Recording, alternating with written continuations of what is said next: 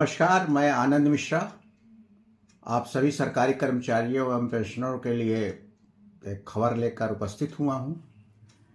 पिछले 31 दिसंबर को श्रम मंत्रालय ने एआईसीपीएन की घोषणा की, जो 148.2 रहा, जिससे अगर हम 1 जनवरी 2026 से मिलने वाले डीए की गणना करें तो नवंबर तक ये 59.94 आता है।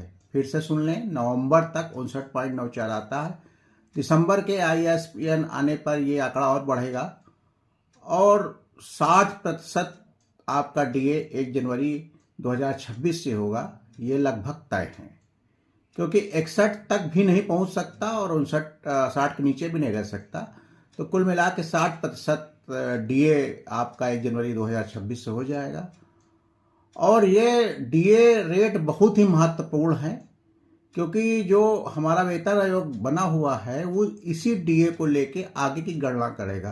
अगर हम आज ये मान लें कि सरकार हमको कोई लाभ नहीं देगी तो 1.6 का फैक्टर बनता है, लेकिन चूंकि सरकार कर्मचारियों और पेंशनरों के हितों का ध्यान रखती है तो कुछ ना कुछ आपको लाभ अवश्य मिलेगा।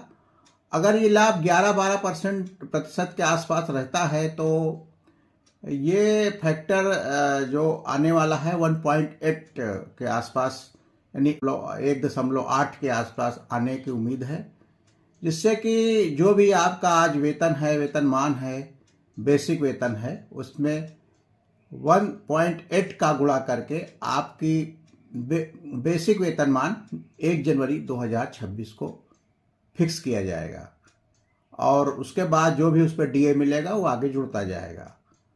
तो यही खबर है। और पीके जैन साहब सेवानिवृत्त हो चुके हैं और वो वेतन आयोग के एक सदस्य हैं, तो पेट्रोलियम मंत्रालय से सेवानिवृत्त हुए, तो अब उनके वेतन आयोग में जाने से कार्य की गति बढ़ेगी और हम उम्मीद करते हैं कि जो भी भारत सरकार ने समय अवधि दी है 18 महीने की, उसके अंतर्गत ही हमारा अनुशंसा आ जाएगी और उसके बाद भारत सरकार उसको संस्कृत दे के लागू करेगी।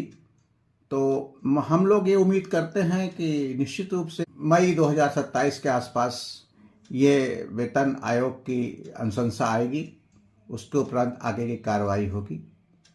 इन्हीं शब्दों के साथ दिसंबर में जो भी एआईसीपीएन आएगा उसको लेकर मैं फिर उपस्थित हूँगा।